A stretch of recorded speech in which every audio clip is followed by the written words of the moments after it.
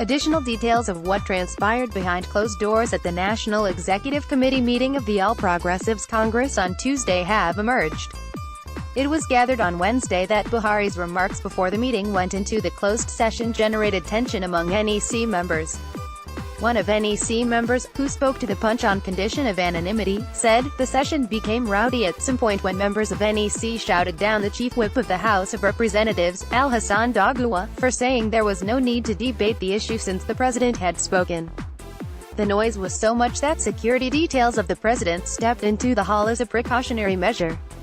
At this point, the national chairman, Rowdy, stood up and threatened to use his powers to walk out members if they continued to be rowdy. He said if anybody had a better argument he should raise his hands and be recognized to speak. He also asked us all to have respect for the president who was at the meeting.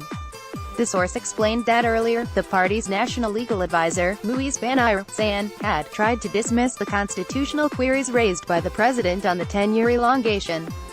He said, "Our legal advisor said NEC relied on powers conferred on it by Section 13.3 of the party's constitution."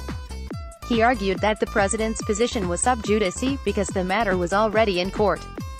After he spoke, the Ondo State Governor, Rotimi Akeredolu, aligned himself with the legal position espoused by Buhari.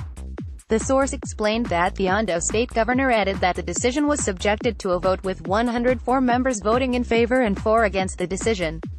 After he spoke, Dogua asked members of NEC to stop the debate on the matter since the president had made his position known. The source said, "It was at this point that the meeting became rowdy with NEC members shouting him down.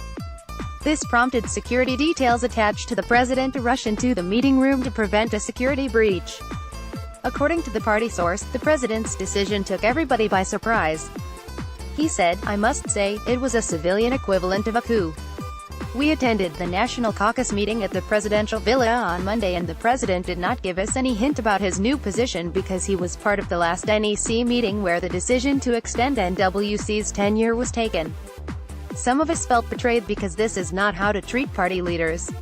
Another member of NEC who spoke to The Punch on the issue explained that the party's chairman spoke about setting up a committee to review the president's position, but no committee was named.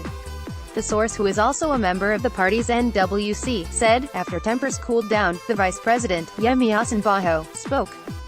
He made reference to an August 2015 Supreme Court judgment in the case of 2 Kano State House of Assembly seats won by the APC. The VP said, "We lost that case because the litigants based their argument on the process that produced the candidates, not the outcome of the elections." He said, Osinbajo essentially spoke in favor of Mr. President. He felt it would be easier to deal with internal crisis arising from party primaries than a crisis emanating from a breach of the Constitution. Visited 11,207 times, 69 visits today.